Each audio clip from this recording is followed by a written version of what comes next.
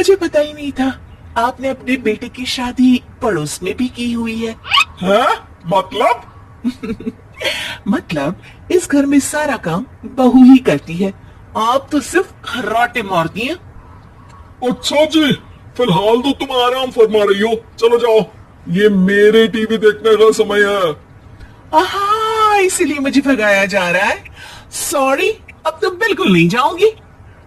प्राची की इस बात पर दोनों सास बहू के बीच टीवी रिमोट के पीछे बच्चों जैसे छीना झपटी शुरू हो जाती है, जिसके बीच श्लोक भी काम से घर वापस आ जाता है।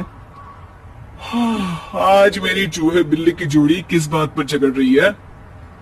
अरे तेरे बीवी मुझे टीवी ही नहीं देखने दे रही। अरे तुम्हारी मम्मी मुझे खाना बनाने के लिए फोर्स कर रही है। अरे वाह, ऐसे बेतुके रीजन पर तो बच्चे भी झगड़ा नहीं करते। अरे मुझे कुछ मत बोल, सब इसने ही शुरू किया है। हाँ हाँ, जैसे आप तो बहुत दूध की धूली है ना। अरे बस, दोनों चुप। प्राची जाओ, खाने की तैयारी करो, और माँ तुम छोड़ो, तुम्हें क्या बोलूं, शांति से अपना सीरियल देखो, मुझे दोबारा लड़ने की आवाज सुनाई नहीं देनी चाहिए। ऐसा बोलकर श्लोक वहां से चला जाता है, जिसके पीछे पीछे प्राची भी कुछ न कुछ बड़बड़ाते हुए रसोई में चली जाती है। हाँ हाँ, सासू जी को तो कुछ बोलेंगे ही नहीं, बस मुझ पर ही हुक्म चलता है, खाना बनाओ, जैसे मैं इनके घर में खाना बनाने के लिए आई हूँ। इसी तरह शाम बीतती है और रात को श्लोक और प्राची की सास खाना खाकर सोने चले जाते हैं, लेकिन प्राची गुस्से में कुछ खाए बिना काम में ही लगी रहती है। इस घर में किसी को घंटा फिक्र नहीं पड़ता, मैं खाऊं या भूखी रहूं। प्राची कुछ देर के लिए रसोई से बाहर जाती है और जैसे ही वापस आती है तो वहां दूध का भरा ग्लास देखकर हैरान रह जाती है। फिक्र पूरी है, बस दिखाना नहीं है। प्राची दूध पीकर सोने चली जाती है और अगली सुबह एक बार फिर सास बहू का कार्टून नेटवर्क स्टार्ट हो जाता है। ये तुमने ही किया है। अरे अजीब जबरदस्ती है, मैं बोल रही हूँ मैंने कुछ नहीं किया। दोनों ने मिलकर पूरे घर को पागल खाना बनाया हुआ है। यहाँ कोई नॉर्मल इंसान तो रह ही नहीं सकता, इसीलिए अब पड़ोसी क्या रिश्तेदार भी घर आने से कतराते हैं। और सुन बेटे, तू भी चंगा, तेरी माँ भी चंगी, तेरी बीवी भी चंगी, रिश्तेदार। हाँ जी, आपको नहीं पता क्या, गंगाधर ही शक्तिमान है, रिश्तेदार ही। हाँ हाँ, बस समझ गया। कभी जानवरों जैसे लड़ेंगी तो कभी जुगलबंदी करेंगी। भाई मैं आप दोनों के बीच में नहीं फंसना चाहता। सास बहू की इस मन मौजी जोड़ी से परेशान होकर श्लोक अपना सिर खुजलाता वहां से चला जाता है। चलो अब मैं भी कीर्तन में जा रही हूँ। इस पर जैसे ही सास कमरे में अपना पर्स लेने जाती है तो वहां नाश्ते की प्लेट रखी देख मुस्कुराने लगती है और नाश्ता करके घर से बाहर निकलते हुए कुछ पैसे टेबल पर रख जाती है, जिसके कुछ देर बाद सिलेंडर वाला घर आता है। ओ मोरी मैया, मैं सिलेंडर के बारे में तो बिल्कुल भूल ही गई थी। घर खर्च के सारे पैसे भी मम्मी के पास है और श्लोक से बोला तो उल्टा 4 बात सुनाएंगे। प्राची ये सोच ही रही होती है कि अचानक उसका चेहरा चमक उठता है और वो घर में आकर इधर उधर देखने लगती है। तभी उसकी नजर टेबल पर रखे पैसों पर पड़ती है, जिन्हें वो सिलेंडर वाले को दे देती है। ये सब श्लोक देख लेता है। अच्छा बेटे, इतना बड़ा घोटाला, सबके सामने मैं तेरी दुश्मन और पीठ पीछे तेरी मेरी यारी। इस पर श्लोक एक प्लान बनाता है और शाम को सब एक साथ बैठे होने पर बोलने लगता है। माँ, तुम दोनों की बहुत लड़ाई होती है, इसलिए मैं सोच रहा हूँ कि प्राची को उसके घर छोड़ाऊं, इससे वो भी खुश रहेगी और तुम भी। अचानक श्लोक की ये बात सुनकर सास बहू शौक से उसकी तरफ देखती है। अरे ऐसे कैसे घर छोड़ाओगे, मुझे कहीं नहीं जाना। अरे तुमने बोला नहीं पर मैंने सुन लिया, तुम्हें मम्मी के साथ रहना अच्छा नहीं लगता, मुझे पता है। अरे वो अरे, जब बहू खुद कुछ काम बोले तो वो तुझे सुनता नहीं, और अब जो इसने बोला ही नहीं वो तू समझ गया। जब उसे नहीं जाना तो फिर जबरदस्ती क्यों कर रहा है? अच्छा, फिर आपको मौसी के घर छोड़ाता हूँ। बस अब आप दोनों एक घर में एक छत के नीचे नहीं रह सकती। मैं इस टॉम एंड जेरी की जोड़ी को और नहीं झेल सकता। है? ऐसे कैसे नहीं रह सकते? तुम्हें इतनी दिक्कत है तो तुम्हारा बोरिया बिस्तर पैक कर देती हूँ, लेकिन मम्मी जी कहीं नहीं जाएंगी। बिल्कुल, यही सुनना था मुझे। अगर दोनों में इतना ही प्यार है, फिर हर वक्त ये लड़ाई का नाटक क्यों करती हो? देखा मैंने कैसे माँ किचन में दूध रखती है और तुम उनके लिए कमरे में नाश्ता रखती हो, और कैसे वो पहले ही तुम्हारी दिक्कत समझकर घर में पैसे रखकर बाहर जाती है। अरे भाई, इतना ड्रामा तो डेली सोप में भी नहीं होता जितना तुम दोनों ने इस घर में फैलाया हुआ है। तू हमें टॉम एंड जेरी बोलता है ना, तो याद कर वो दोनों भी एक दूसरे को बाहर वालों की बुरी नजर से बचाने के लिए हमेशा सबके सामने लड़ते थे, लेकिन अकेले में दिक्कत के समय मदद भी तो करते थे। बस हमारा रिश्ता भी कुछ ऐसा ही है। और वैसे भी अगर सास बहू में तू मैं नहीं होती, तो दुनिया वालों को कहानियां कैसे मिलेंगी? सिद्धि की शादी के बाद वो ससुराल चली जाती है। पीछे रह जाती है भाभी रानी। सिद्धि के ससुराल जाते ही भाभी कहती है, अरे वाह जी वाह, सारे कपड़े मेरे। हाय रे पैंट, अरे वाह वाह, मजा आ जाएगा। अरे ये सिद्धि की अलमारी के सामने खड़े होकर क्या बड़बड़ा रही है? जा जाकर देख मेहमानों को विदाई की मिठाई मिली कि नहीं। अब हाँ हाँ माँ जी, क्यों नहीं, लेकिन पहले कपड़े तो बदल लूं। अब रानी आ जाती है सिद्धि के उन कपड़ों में जो वो ससुराल जाने से पहले घर छोड़ जाती है। अरे रानी, कुछ दिन रुक जाती। अरे ये तो सिद्धि बिटिया को मैंने ही दिया था, बड़ा ही फबता था उस पर, तुझ पर तो कुछ खास नहीं लग रहा। अब वो ना मेरे सारे कपड़े गीले थे तो सोचा पहन लूं। वैसे भी सिद्धि को कौन सा दिन पुराने आउटडेटेड कपड़ों को पहनना है। वैसे भी ये सूट तो मैंने तभी पहना था, वैसे खास है भी नहीं है। हाँ हाँ ठीक है, लेकिन ना मेरी सिद्धि पर तो जमता था। सारे मेहमान चले जाते हैं और सिद्धि ससुराल से मायके पहली बार आती है। ओह, अपना घर, अपना कमरा, अपनी अलमारी। ये बोलकर जैसे ही सिद्धि अलमारी खोलती है तो सामने उसके कपड़ों की जगह कुछ और ही रखा होता है। माँ, ओ माँ, जरा कमरे में तो आना। सास और रानी वहां पहुंच जाते हैं। रानी ने पहनी होती है सिद्धि की जींस और टी शर्ट। अरे भाभी, ये क्या? ये तो मेरी बड़ी ही महंगी टी शर्ट है, इसे आपने घर में क्यों पहनी है? अरे बहुत मिलती है दीदी ये चौक की मार्केट में, 150 में। ओ भाभी प्लीज, ये एरोपोस्टल है, 2000 की एक टी शर्ट। ओह, 2000 में तो दीदी 4 साड़ी आ जाए। अब क्या बोलूं भाभी, ये मेरी अलमारी में छोटू के कपड़े, तो मेरे कपड़े कहाँ है? मेरी अलमारी में? अब दीदी आपको कौन से पुराने कपड़े पहनने थे? माना भाभी, लेकिन मैं जब घर आती तो यही सब पहनती ना। अरे तुम तो बड़ी कंजूस हो दीदी। खैर, वक्त आता है जब सिद्धि ससुराल के लिए रवाना हो रही होती है। अरे रानी, अंदर से सिद्धि का गिफ्ट ले आ, लड़की पहली बार ससुराल से मायके आई है। रानी अंदर जाती है और एक सिंपल सी साड़ी लेकर बाहर आ जाती है। ये लीजिए माँ जी। सास बेटी को गिफ्ट देकर ससुराल भेजती है। अगले दिन रानी एक सुंदर सी साड़ी पहनकर सामने आती है। अरे रानी, ये तो वो साड़ी है जो मैंने सिद्धि को देने के लिए दी थी जब वो ससुराल ले जाती, लेकिन ये तूने कैसे पहन ली? अरे माँ जी, ये साड़ी तो मुझे बहुत पहले से ही पसंद थी, लेकिन चिंता ना करिए, मैंने सिद्धि के लिए भी अच्छी सी साड़ी दी है। हाँ। तभी सिद्धि का फोन आता है। क्या माँ, कुछ अच्छा तो दिया होता ससुराल ले जाने के लिए, अरे पहले दिखा दिया होता। ये चमकते हुए पैकेट में नौकरानी वाली साड़ी मत दिया करो माँ। अरे बेटे, वो तेरी भाभी ने ना गलती से उससे पैकेट बदल गया। हाँ, मैं कल ही तेरे भाई के हाथ से तेरा वाला पैकेट भेज दूंगी। अरे रहने दो माँ, आई एम श्योर भाभी ने अभी वही साड़ी पहनी होगी जो तुमने मेरे लिए रखी थी, तुम तो समझ नहीं पाई उनको। खैर छोड़ो, मैं ज्यादा बोलती अच्छी नहीं लगती, रहने दो, आपको उन्हीं के साथ रहना है, फिर बात करेंगे। सास को रानी पर गुस्सा आ जाता है। वो उसके कमरे में जाती है जहाँ वो शादी का एल्बम देख रही होती है। रानी, मार्केट जाकर एक ऐसी ही साड़ी लेकर आ। कल प्रतीक जाकर सिद्धि के घर दे आएगा। अरे क्यों माँ जी, कितनी साड़ी देनी है दीदी को? यहाँ कोई सेल लगी है क्या? अरे चुप कर, मेरे बेटी के हिस्से की साड़ी खुद पहन ली, अब ज्यादा ज्ञान बांट रही है। एक दिन सिद्धि का फोन आता है। माँ, मेरी सास ने आज सबको खाने पर बुलाया है। सारे लोग सिद्धि के ससुराल पहुंचते हैं। खाना खाकर वो लोग निकल रहे होते हैं कि सिद्धि की सास सभी को गिफ्ट देती है।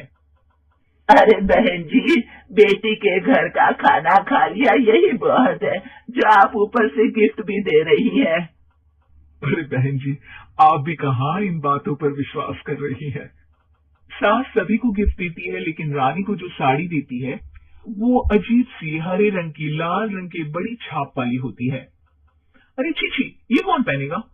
सासू माँ को तो जरी वाली इतनी सुंदर, और मेरे लिए ये नौकरानी वाली।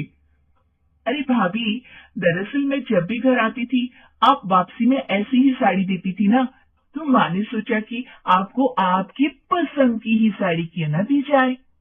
बेचारी रानी, बोलती भी तो क्या। सिद्धि और सास रानी का चेहरा देखकर हंसने लगती है। तो रानी समझ जाती है कि अपने ही बिछाए जाल में वो फंस चुकी है। बहुत ही सीधी और प्यारी लड़की थी। वहीं सुनील एक सरल और आगे बढ़ने की सोच रखने वाला लड़का। सुनील, बेटा सुनील कहाँ है? अरे जरा एक गिलास पानी तो दे दो। हाँ माँ, अभी आया। क्या माँ, पानी तेरे सर के पास ही तो रखा है, क्या हो गया है? तबीयत खराब है क्या? अरे नहीं, वो उठने का मन ही नहीं कर रहा था, तू देखा ही नहीं। वैसे क्या कर रहा है? यहाँ बैठना मेरे पास। माँ पढ़ रहा था। वो क्या ना, नौकरी में तो वक्त नहीं मिलता, अब ऑफिस से घर आकर ही तो वक्त मिलता है। अच्छा ठीक है, पढ़ ले जा बेटा। सुनील पढ़ लिख कर और आगे बढ़ना चाहता था, लेकिन माँ की तबीयत खराब देखकर सोचता है कि शादी ही कर ले।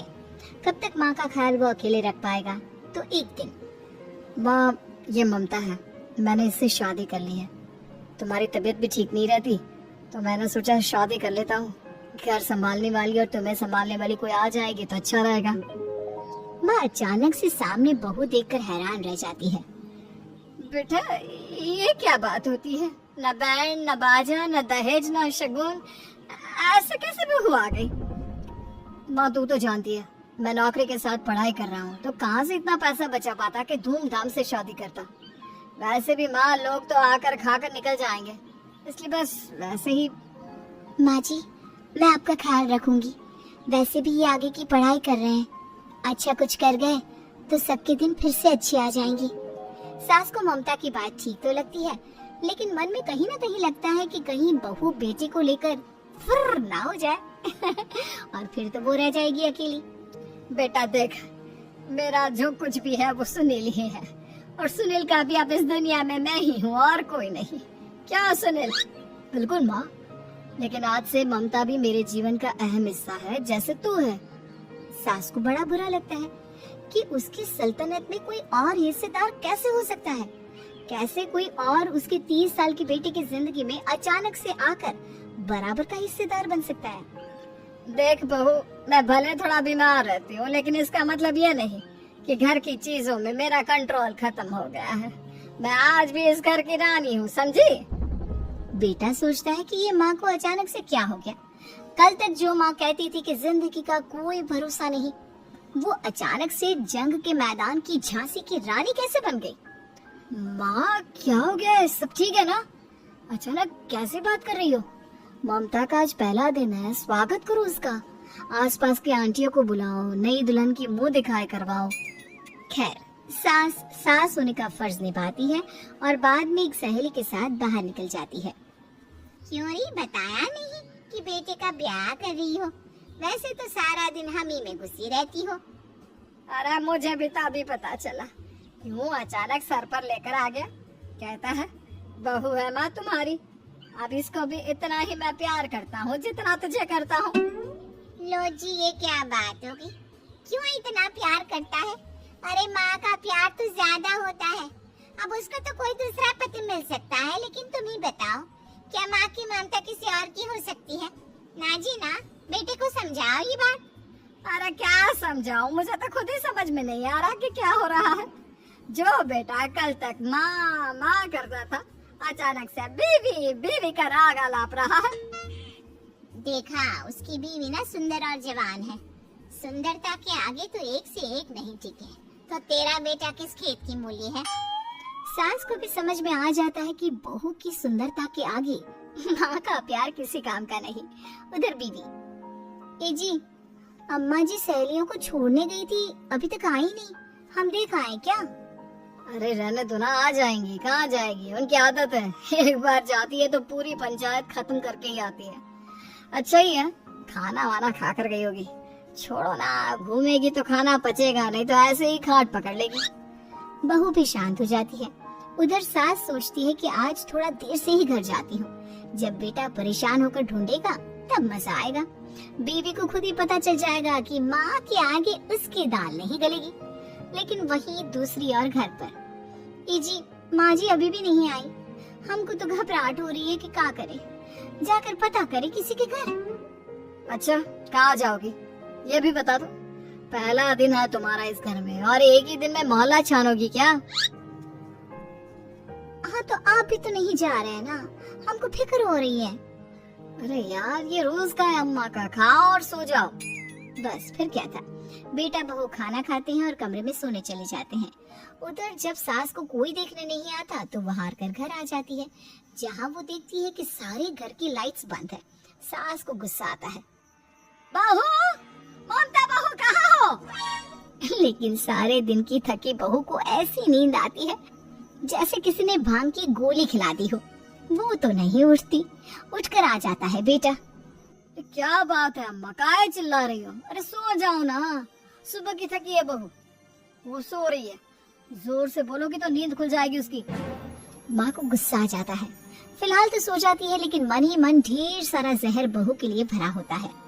सुबह बहू चाय बना रही होती है कि सास धीरे से गैस तेज कर देती है, जिससे चाय का बर्तन जल जाता है। और जैसे ही बहू चाय का बर्तन उठाती है, उसका हाथ जल जाता है।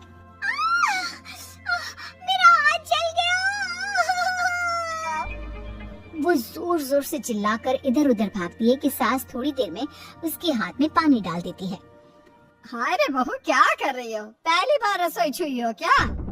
सासू माँ गलती से गैस तेज रह गई थी और बर्तन जल गया, जिससे मेरा हाथ जल गया।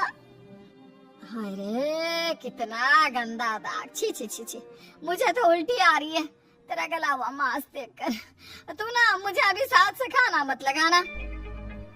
बहू भी खुद का हाथ देखती है तो उसे भी रोना आ जाता है। कुछ दिनों के बाद सास की सहेली आती है, बहू चाय बनाकर लाती है। उसके जाने के बाद सहेली कहती है, बहू की सुंदरता ऐसी है कि कोई भी दीवाना हो जाए। वैसे तेरे बेटे का क्या हाल है? अरे वैसा ही है, बहू के पीछे लट्टू। क्या करूं, कुछ समझ में नहीं आ रहा। मैंने तो बहू के चेहरे पर दिवाली के पटाखे की चक्री फाती, उसका पूरा चेहरा जल गया। अब देखो ना रही सुंदरता, और ना ही अब मेरा बेटा उसे पूछता है। अरे अब तो वो उसे छोड़कर दूसरे भी देखने को बोल गया है मुझे। बहू सारी बात सुन रही होती है। आंटी एक बात बताइए, क्या भरोसा है कि दूसरी सही आए और आपके अनुसार रहे? देखिए आंटी, मेरी सासू माँ को गलत बात सिखाने की जरूरत नहीं है। हमारा परिवार साथ में खुशी से रह रहा है। देख बहू, मेरी सहेली की बेइज्जती ना कर, वही अच्छा रहेगा तेरे लिए, समझी? बहू नहीं मानती है। वो बार बार उनकी सहेली को घर से निकल जाने को कहती है। तभी सास की सहेली पास के चूल्हे से लकड़ी लाकर बहू के चेहरे पर लगा देती है। बहू जोर जोर से रोने लगती है। अरे ये क्या कर दिया? मैंने कहा किया, ये तो तूने किया। तू ही नहीं चाहती थी कि बहू बेटे के साथ रहे, भला मैं क्यों करूंगी? मैं तो चली निपटा। बहू रो रही होती है, दर्द से चिल्ला रही होती है, लेकिन सास उसे डॉक्टर के पास नहीं ले जाती। तभी पति आता है। क्या हो गया ममता? ये दाग कैसे लगा? तुम कैसे जली? ममता कुछ नहीं कहती, बस दर्द से करा रही होती है। पति माँ की तरफ देखता है। हो ना हो माँ, ये पक्का आपका काम है। आप ही ममता से जला करती थी ना। देखना माँ, अब पुलिस आएगी, केस बनेगा, लेकिन पहले मैं ममता को अस्पताल लेकर जा रहा हूँ। सभी अस्पताल जाते हैं, जहाँ डॉक्टर ममता की सास से कहते हैं, आपने तो नहीं जलाया ना बहू को। अब ममता की सास के तो पसीने छूट रहे होते हैं, वो घबरा कर कहती है, ना डॉक्टर साहब, कैसी बात करते हैं, हम क्यों जलाएंगे अपनी बहू को। डॉक्टर ममता के पति से पूछते हैं, देखिए, क्योंकि ये ससुराल में जली है तो मामला पुलिस का बनता है, तो आप पहले पुलिस को बुलाइए, तभी इलाज पूरा होगा। सास डर जाती है कि अब तो बच्ची जिंदगी जेल में ही रहना होगा। रहने दीजिए ना, पुलिस को क्यों बुलाना। सारी हंसी खत्म हो जाएगी जब पुलिस के डंडे पड़ेंगे। बहू को जलाना भले ही बहुत आसान हो, लेकिन उसके बाद सारी जिंदगी जेल की हवा खाना। सास डर जाती है। पुलिस आती है, पास लेटी दर्द से करा रही ममता स्टेटमेंट देती है। तो क्या हुआ था, कैसे जली आप। ममता पास खड़ी सास को देखती है। बेटी बताओ, कैसे जल गई तुम। ओए, काका का किरण वाली शाहरुख, चुप बिल्कुल चुप। सास चुप। सभी इंतजार करते हैं कि ममता क्या बोलेगी। जी, मैं खाना बना रही थी, लकड़ी उड़कर मेरे ऊपर गिर गई और मैं जल गई। सास बहू की बात सुनकर रोने लगती है।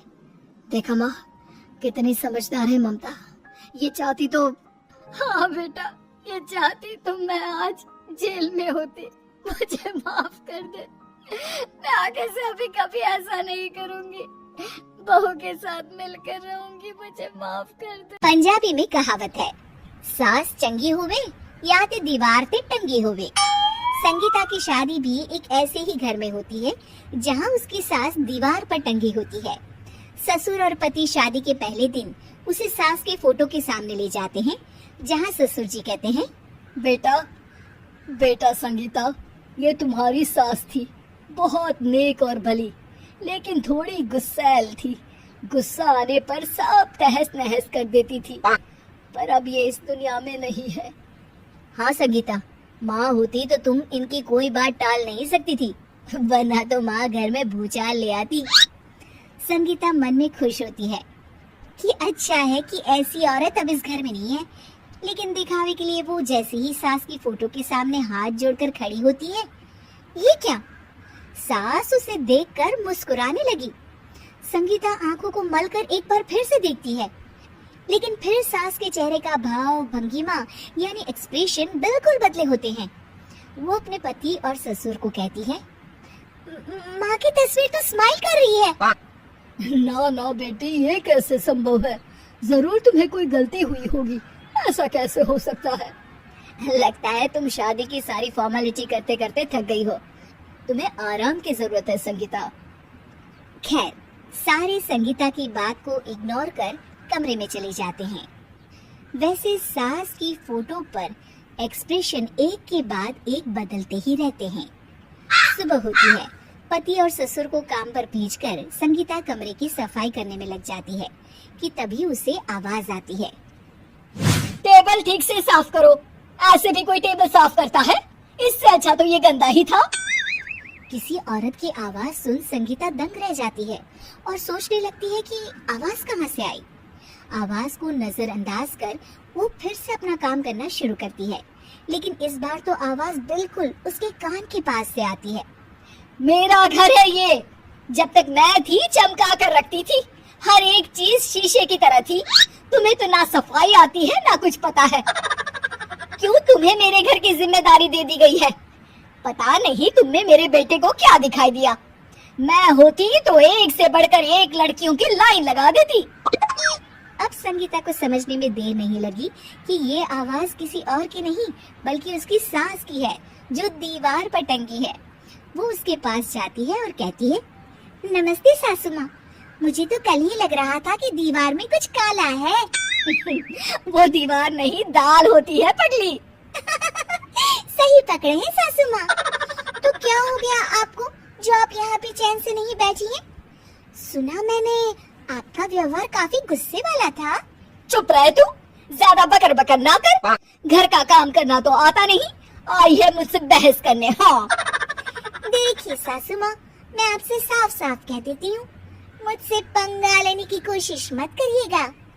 तभी पीछे से संगीता का पति आता है। अरे संगीता, किससे बात कर रही हो? कौन है वहाँ? संगीता की सास की फोटो फिर से पहले जैसी हो जाती है। आपकी माँ से कह रही थी कि मुझे काम करना आता। अरे संगीता, माना सास के ताने हर बहू को अच्छे लगते हैं, लेकिन यहाँ तो माँ है ही नहीं, तुम तो फोटो से ही तुम भी लाजवाब हो संगीता। किसी को विश्वास नहीं होता कि संगीता अपनी मरी हुई सास की फोटो से बात करती है। वहीं आए दिन संगीता की सास संगीता को किसी न किसी बात पर आते जाते ताने देती। संगीता को भी अब सास के तानों और उनसे बात करने की आदत हो गई। वो कभी खानदान की कहानी तो कभी तीज त्योहार कैसे मनाए या किसी व्यंजन की रेसिपी सास से ही पूछती। सारा दिन घर में अकेली संगीता की सास अब उसके लिए तानों के साथ पक्की साथी की तरह भी रहने लगी थी, जो किसी और को नहीं बल्कि संगीता को ही सुनाई देती। तो देखा आपने, सास बहू का रिश्ता हर रिश्ते से ऊपर होता है, फिर चाहे वो खट्टा हो या मीठा। मुझे पता ही नहीं था आपने अपने बेटे की शादी पड़ोस में भी की हुई है। मतलब? मतलब इस घर में सारा काम बहू ही करती है, आप तो सिर्फ खर्राटे मारती हैं। अच्छा जी, फिलहाल तो तुम आराम फरमा रही हो, चलो जाओ, ये मेरे टीवी देखने का समय है। आहा, इसीलिए मुझे भगाया जा रहा है। सॉरी, अब तो बिल्कुल नहीं जाऊंगी।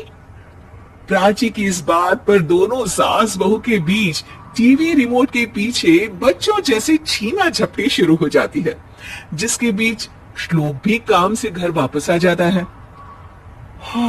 आज मेरी चूहे बिल्ली की जोड़ी किस बात पर झगड़ रही है?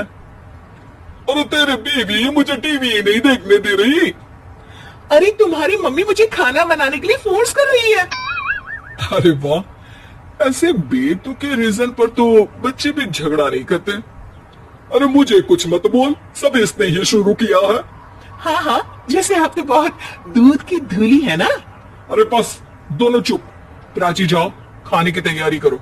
और माँ तुम छोड़ो, तुम्हें क्या बोलूं, शांति से अपना सीरियल देखो, मुझे दोबारा लड़ने की आवाज सुनाई नहीं देनी चाहिए। ऐसा बोलकर श्लोक वहां से चला जाता है, जिसके पीछे पीछे प्राची भी कुछ न कुछ बड़बड़ाते हुए रसोई में चली जाती है। हाँ, सासू जी को तो कुछ बोलेंगे ही नहीं, बस मुझ पर ही हुक्म चलता है, खाना बनाओ, जैसे मैं इनके घर में खाना बनाने के लिए आई हूँ। इसी तरह शाम बीतती है और रात को श्लोक और प्राची की सास खाना खाकर सोने चले जाते हैं, लेकिन प्राची गुस्से में कुछ खाए बिना काम में ही लगी रहती है। इस घर में किसी को घंटा फिक्र नहीं पड़ता, मैं खाऊं या भूखी रहूं।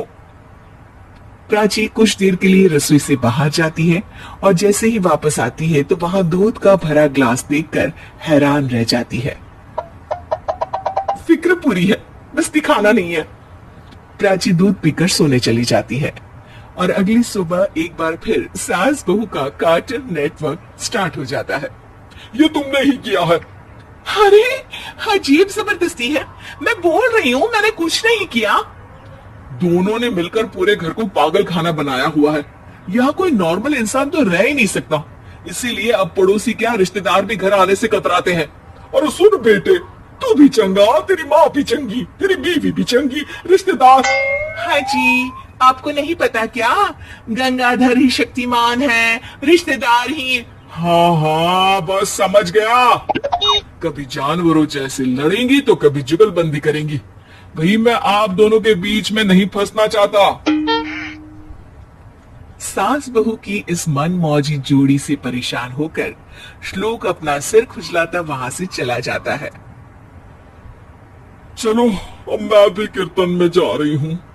इस पर जैसे ही सास कमरे में अपना पर्स लेने जाती है तो वहां नाश्ते की प्लेट रखी देख मुस्कुराने लगती है और नाश्ता करके घर से बाहर निकलते हुए कुछ पैसे टेबल पर रख जाती है, जिसके कुछ देर बाद सिलेंडर वाला घर आता है। ओ मोरी मैया, मैं सिलेंडर के बारे में तो बिल्कुल भूल ही गई थी। घर खर्च के सारे पैसे भी मम्मी के पास है और श्लोक से बोला तो उल्टा 4 बात सुनाएंगे। प्राची ये सोच ही रही होती है कि अचानक उसका चेहरा चमक उठता है और वो घर में आकर इधर उधर देखने लगती है। तभी उसकी नजर टेबल पर रखे पैसों पर पड़ती है जिन्हें वो सिलेंडर वाले को दे देती है। ये सब श्लोक देख लेता है।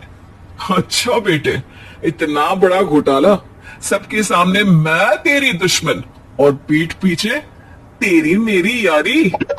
इस पर श्लोक एक प्लान बनाता है और शाम को सब एक साथ बैठे होने पर बोलने लगता है। माँ, तुम दोनों की बहुत लड़ाई होती है, इसलिए मैं सोच रहा हूँ कि प्राची को उसके घर छोड़ाऊं।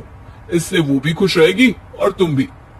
अचानक श्लोक की ये बात सुनकर सास बहू शौक से उसकी तरफ देखती है। अरे ऐसे कैसे घर छोड़ाओगे, मुझे कहीं नहीं जाना। अरे तुमने बोला नहीं पर मैंने सुन लिया। तुम्हें मम्मी के साथ रहना अच्छा नहीं लगता, मुझे पता है। अरे वो अरे, जब बहू खुद कुछ काम बोले तो वो तुझे सुनता नहीं, और अब जो इसने बोला ही नहीं वो तू समझ गया। जब उसे नहीं जाना तो फिर जबरदस्ती क्यों कर रहा है? अच्छा, फिर आपको मौसी के घर छोड़ाता हूँ। बस अब आप दोनों एक घर में एक छत के नीचे नहीं रह सकती। मैं इस टॉम एंड जेरी की जोड़ी को और नहीं झेल सकता। है? ऐसे कैसे नहीं रह सकते?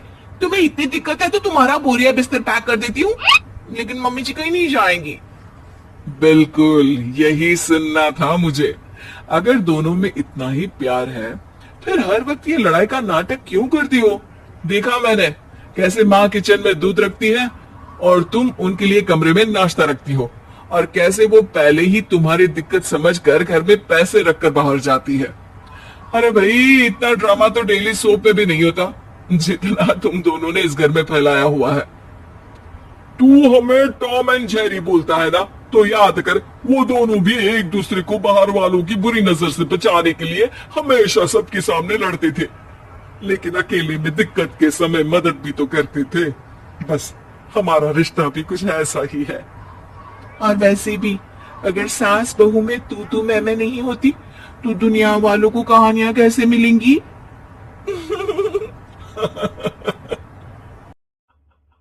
सिद्धि की शादी के बाद वो ससुराल चली जाती है।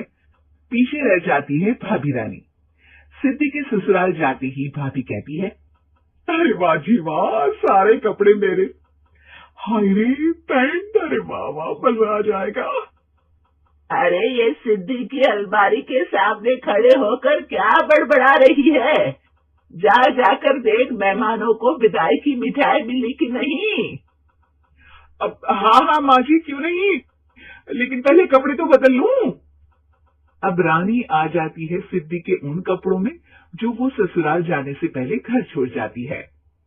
अरे रानी, कुछ दिन रुक जाती। अरे ये तो सिद्धि बिटिया को मैंने ही दिया था, बड़ा ही फबता था उस पर, तुझ पर तो कुछ खास नहीं लग रहा। अब वो ना मेरे सारे कपड़े गीले थे तो सोचा पहन लूं। वैसे भी सिद्धि को कौन सा दिन पुराने आउटडेटेड कपड़ों को पहनना है। वैसे भी ये सूट तो मैंने तभी पहना था, वैसे खास है भी नहीं ये। हाँ ठीक है, लेकिन ना मेरी सिद्धि पर तो जमता था। सारे मेहमान चले जाते हैं और सिद्धि ससुराल से मायके पहली बार आती है। ओह, अपना घर, अपना कमरा, अपनी अलमारी। ये बोलकर जैसे ही सिद्धि अलमारी खुलती है तो सामने उसके कपड़ों की जगह कुछ और ही रखा होता है। माँ, ओ माँ, जरा कमरे में तो आना। सास और रानी वहां पहुंच जाते हैं। रानी ने पहनी होती है सिद्धि की जींस और टी शर्ट। अरे भाभी, ये क्या? ये तो मेरी बड़ी ही महंगी टी शर्ट है, इसे आपने घर में क्यों पहनी है?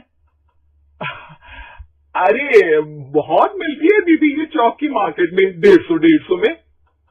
ओ भाभी प्लीज, ये एरोपोस्टल है, 2000 की एक टी शर्ट। ओह, 2000 में तो दीदी 4 साड़ी आ जाए। अब क्या बोलूं भाभी, ये मेरी अलमारी में छोटू के कपड़े, तो मेरे कपड़े कहाँ है? मेरी अलमारी में? अब दीदी आपको कौन से पुराने कपड़े पहनने थे? माना भाभी, लेकिन मैं जब घर आती तो यही सब पहनती ना। अरे तुम तो बड़ी कंजूस हो दीदी। खैर वक्त आता है जब सिद्धि ससुराल के लिए रवाना हो रही होती है। अरे रानी, अंदर से सिद्धि का गिफ्ट ले आ। लड़की पहली बार ससुराल से मायके आई है। रानी अंदर जाती है और एक सिंपल सी साड़ी लेकर बाहर आ जाती है। ये लीजिए माँ जी। सास बेटी को गिफ्ट देकर ससुराल भेजती है। अगले दिन रानी एक सुंदर सी साड़ी पहनकर सामने आती है। अरे रानी, ये तो वो साड़ी है जो मैंने सिद्धि को देने के लिए दी थी जब वो ससुराल ले जाती। लेकिन ये तूने कैसे पहन ली? अरे माँ जी, ये साड़ी तो मुझे बहुत पहले से ही पसंद थी, लेकिन चिंता ना करिए, मैंने सिद्धि के लिए भी अच्छी सी साड़ी दी है। हाँ। तभी सिद्धि का फोन आता है। क्या माँ, कुछ अच्छा तो दिया होता ससुराल ले जाने के लिए। अरे पहले दिखा दिया होता। ये चमकते हुए पैकेट में नौकरानी वाली साड़ी मत दिया करो माँ। अरे बेटे, वो तेरी भाभी ने ना गलती से उससे पैकेट बदल गया। हाँ, मैं कल ही तेरे भाई के हाथ से तेरा वाला पैकेट भेज दूंगी। अरे रहने दो माँ, आई एम श्योर भाभी ने अभी वही साड़ी पहनी होगी जो तुमने मेरे लिए रखी थी। तुम तो समझ नहीं पाई उनको। खैर छोड़ो, मैं ज्यादा बोलती अच्छी नहीं लगती। रहने दो, आपको उन्हीं के साथ रहना है, फिर बात करेंगे। सास को रानी पर गुस्सा आ जाता है। वो उसके कमरे में जाती है जहाँ वो शादी का एल्बम देख रही होती है। रानी, मार्केट जाकर एक ऐसी ही साड़ी लेकर आ। कल प्रतीक जाकर सिद्धि के घर दे आएगा। अरे क्यों माँ जी, कितनी साड़ी देनी है दीदी को? यहाँ कोई सेल लगी है क्या? अरे चुप कर, मेरे बेटी के हिस्से की साड़ी खुद पहन ली, अब ज्यादा ज्ञान बांट रही है। एक दिन सिद्धि का फोन आता है। माँ, मेरी सास ने आप सबको खाने पर बुलाया है। सारे लोग सिद्धि के ससुराल पहुंचते हैं।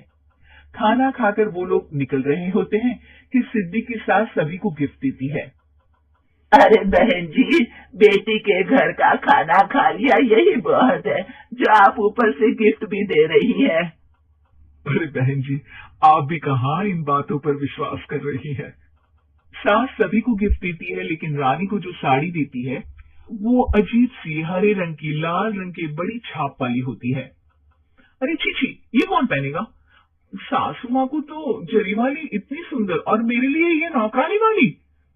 अरे भाभी, दरअसल मैं जब भी घर आती थी आप वापसी में ऐसी ही साड़ी देती थी ना, तो माँ ने सोचा कि आपको आपके पसंद की ही साड़ी क्यों न दी जाए। बेचारी रानी, बोलती भी तो क्या। सिद्धि और सास रानी का चेहरा देखकर हंसने लगती है। तो रानी समझ जाती है कि अपने ही बिछाए जाल में वो फंस चुकी है।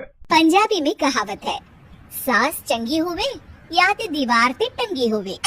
संगीता की शादी भी एक ऐसे ही घर में होती है जहां उसकी सास दीवार पर टंगी होती है। ससुर और पति शादी के पहले दिन उसे सास के फोटो के सामने ले जाते हैं, जहां ससुर जी कहते हैं, बेटा संगीता, ये तुम्हारी सास थी, बहुत नेक और भली, लेकिन थोड़ी गुस्सैल थी। गुस्सा आने पर सब तहस नहस कर देती थी, पर अब ये इस दुनिया में नहीं है। हाँ संगीता, माँ होती तो तुम इनकी कोई बात टाल नहीं सकती थी, वरना तो माँ घर में भूचाल ले आती। संगीता मन में खुश होती है कि अच्छा है कि ऐसी औरत अब इस घर में नहीं है, लेकिन दिखावे के लिए वो जैसे ही सास की फोटो के सामने हाथ जोड़कर खड़ी होती है, ये क्या? सास उसे देखकर मुस्कुराने लगी। संगीता आंखों को मलकर एक बार फिर से देखती है, लेकिन फिर सास के चेहरे का भाव, भंगिमा यानी एक्सप्रेशन बिल्कुल बदले होते हैं। वो अपने पति और ससुर को कहती है, माँ की तस्वीर तो स्माइल कर रही है। ना बेटी, ये कैसे संभव है? जरूर तुम्हें कोई गलती हुई होगी, ऐसा कैसे हो सकता है? लगता है तुम शादी की सारी फॉर्मेलिटी करते करते थक गई हो, तुम्हें आराम की जरूरत है संगीता। खैर, सारे संगीता की बात को इग्नोर कर कमरे में चले जाते हैं। वैसे सास की फोटो पर एक्सप्रेशन एक के बाद एक बदलते ही रहते हैं। सुबह होती है, पति और ससुर को काम पर भेजकर संगीता कमरे की सफाई करने में लग जाती है कि तभी उसे आवाज आती है, टेबल ठीक से साफ करो। ऐसे भी कोई टेबल साफ करता है? इससे अच्छा तो ये गंदा ही था। किसी औरत की आवाज सुन संगीता दंग रह जाती है और सोचने लगती है कि आवाज कहाँ से आई। आवाज को नजरअंदाज कर वो फिर से अपना काम करना शुरू करती है, लेकिन इस बार तो आवाज बिल्कुल उसके कान के पास से आती है। मेरा घर है ये। जब तक मैं थी चमका कर रखती थी, हर एक चीज शीशे की तरह थी। तुम्हें तो ना सफाई आती है ना कुछ पता है। क्यों तुम्हें मेरे घर की जिम्मेदारी दे दी गई है? पता नहीं तुमने मेरे बेटे को क्या दिखाई दिया। मैं होती तो एक से बढ़कर एक लड़कियों की लाइन लगा देती। अब संगीता को समझने में देर नहीं लगी कि ये आवाज किसी और की नहीं बल्कि उसकी सास की है, जो दीवार पर टंगी है। वो उसके पास जाती है और कहती है, नमस्ते सासू माँ, मुझे तो कल ही लग रहा था कि दीवार में कुछ काला है। वो दीवार नहीं दाल होती है पगली। सही पकड़े हैं सासू माँ। तो क्या हो गया आपको जो आप यहाँ पे चैन से नहीं बैठी हैं? सुना मैंने आपका व्यवहार काफी गुस्से वाला था। चुप रहे तू, ज्यादा बकर बकर ना कर। घर का काम करना तो आता नहीं, आई है मुझसे बहस करने। हाँ देखिए सासू माँ, मैं आपसे साफ साफ कह देती हूँ, मुझसे पंगा लेने की कोशिश मत करिएगा। तभी पीछे से संगीता का पति आता है।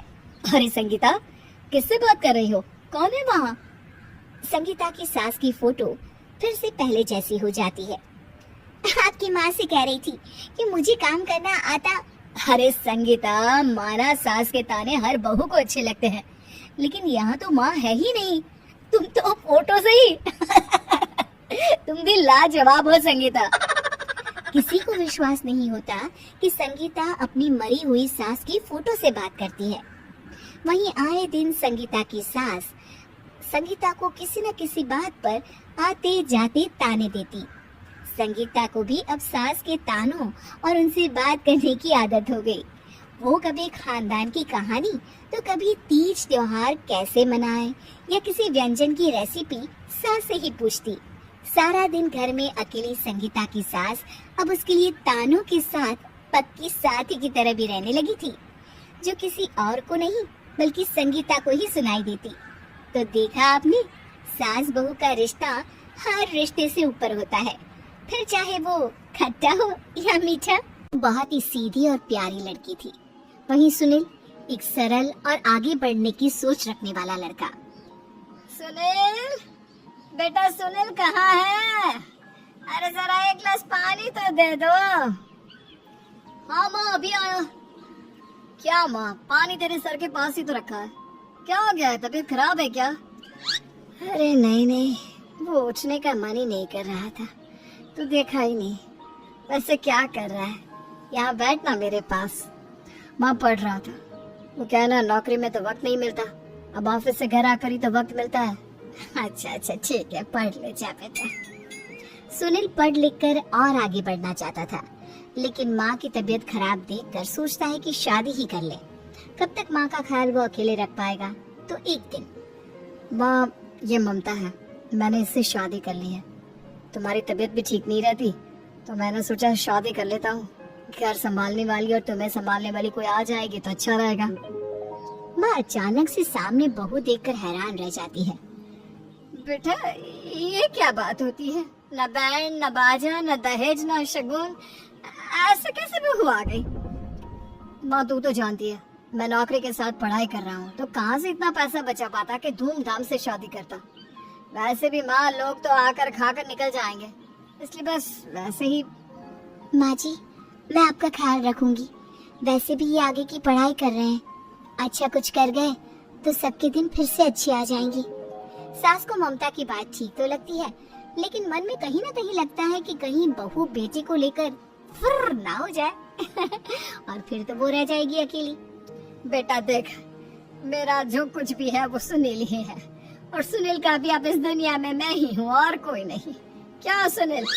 बिल्कुल माँ, लेकिन आज से ममता भी मेरे जीवन का अहम हिस्सा है, जैसे तू है।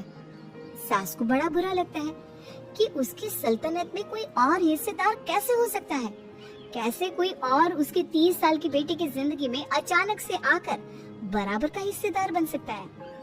देख बहू, मैं भले थोड़ा बीमार रहती हूँ, लेकिन इसका मतलब ये नहीं कि घर की चीजों में मेरा कंट्रोल खत्म हो गया है। मैं आज भी इस घर की रानी हूँ, समझी? बेटा सोचता है कि ये माँ को अचानक से क्या हो गया।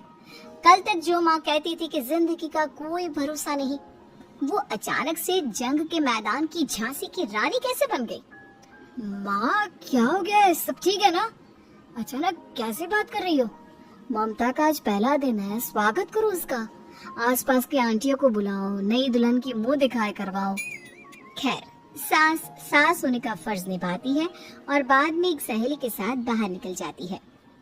क्यों री, बताया नहीं कि बेटे का ब्याह कर रही हो? वैसे तो सारा दिन हम ही में घुसी रहती हो।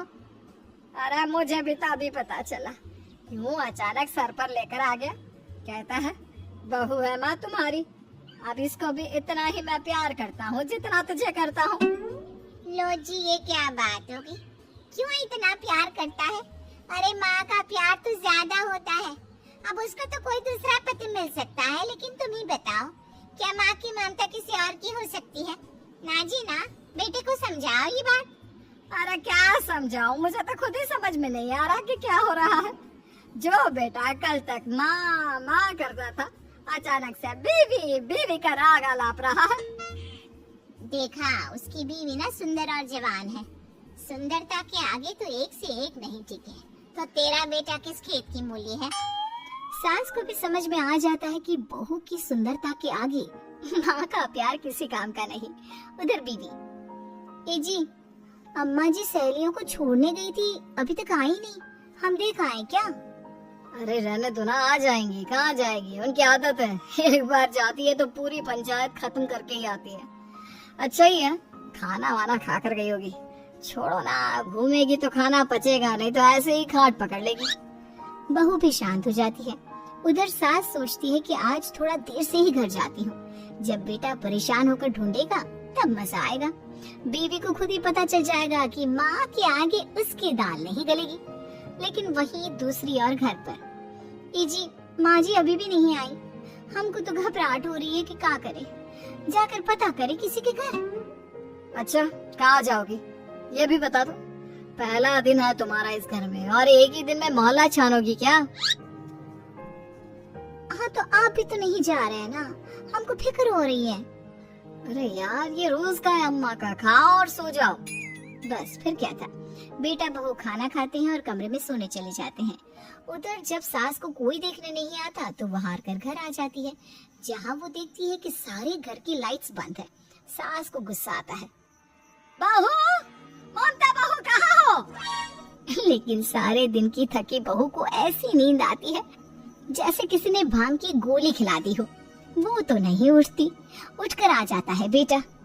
क्या बात है अम्मा, काहे चिल्ला रही हो? अरे सो जाओ ना, सुबह की थकी है बहू, वो सो रही है। जोर से बोलोगी तो नींद खुल जाएगी उसकी। माँ को गुस्सा आ जाता है। फिलहाल तो सो जाती है, लेकिन मन ही मन ढेर सारा जहर बहू के लिए भरा होता है। सुबह बहू चाय बना रही होती है कि सास धीरे से गैस तेज कर देती है, जिससे चाय का बर्तन जल जाता है। और जैसे ही बहू चाय का बर्तन उठाती है, उसका हाथ जल जाता है। मेरा हाथ जल गया। वो जोर जोर से चिल्लाकर इधर उधर भागती है कि सास थोड़ी देर में उसके हाथ में पानी डाल देती है। हाय रे बहू, क्या कर रही हो? पहली बार रसोई छुई हो क्या? सासू माँ गलती से गैस तेज रह गई थी और बर्तन जल गया, जिससे मेरा हाथ जल गया। हाय रे, कितना गंदा दाग। छी छी छी छी, मुझे तो उल्टी आ रही है तेरा गला हुआ मांस देखकर। तू ना मुझे अभी साथ से खाना मत लगाना। बहू भी खुद का हाथ देखती है तो उसे भी रोना आ जाता है। कुछ दिनों के बाद सास की सहेली आती है, बहू चाय बनाकर लाती है। उसके जाने के बाद सहेली कहती है, बहू की सुंदरता ऐसी है कि कोई भी दीवाना हो जाए। वैसे तेरे बेटे का क्या हाल है? अरे वैसा ही है, बहू के पीछे लड्डू। क्या करूं, कुछ समझ में नहीं आ रहा। मैंने तो बहू के चेहरे पर दिवाली के पटाखे की चक्री फेंक दी, उसका पूरा चेहरा जल गया। अब देखो ना रही सुंदरता, और ना ही अब मेरा बेटा उसे पूछता है। अरे अब तो वो उसे छोड़कर दूसरे भी देखने को बोल गया है मुझे। बहू सारी बात सुन रही होती है। आंटी एक बात बताइए, क्या भरोसा है कि दूसरी सही आए और आपके अनुसार रहे? देखिए आंटी, मेरी सासू माँ को गलत बात सिखाने की जरूरत नहीं है। हमारा परिवार साथ में खुशी से रह रहा है। देख बहू, मेरी सहेली की बेइज्जती ना कर, वही अच्छा रहेगा तेरे लिए, समझी? बहू नहीं मानती है। वो बार बार उनकी सहेली को घर से निकल जाने को कहती है। तभी सास की सहेली पास के चूल्हे से लकड़ी लाकर बहू के चेहरे पर लगा देती है। बहू जोर जोर से रोने लगती है। अरे ये क्या कर दिया? मैंने कहा किया, ये तो तूने किया। तू ही नहीं चाहती थी कि बहू बेटे के साथ रहे। भला मैं क्यों करूंगी? मैं तो चली निपटा। बहू रो रही होती है, दर्द से चिल्ला रही होती है, लेकिन सास उसे डॉक्टर के पास नहीं ले जाती। तभी पति आता है। क्या हो गया ममता? ये दाग कैसे लगा? तुम कैसे जली? ममता कुछ नहीं कहती, बस दर्द से करा रही होती है। पति माँ की तरफ देखता है। हो ना हो माँ, ये पक्का आपका काम है। आप ही ममता से जला करती थी ना।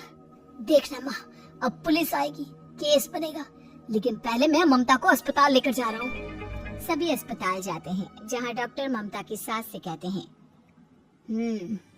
आपने तो नहीं जलाया ना बहू को? अब ममता की सास के तो पसीने छूट रहे होते हैं। वो घबरा कर कहती है, ना डॉक्टर साहब, कैसी बात करते हैं? हम क्यों जलाएंगे अपनी बहू को? डॉक्टर ममता के पति से पूछते हैं। देखिए, क्योंकि ये ससुराल में जली है तो मामला पुलिस का बनता है, तो आप पहले पुलिस को बुलाइए, तभी इलाज पूरा होगा।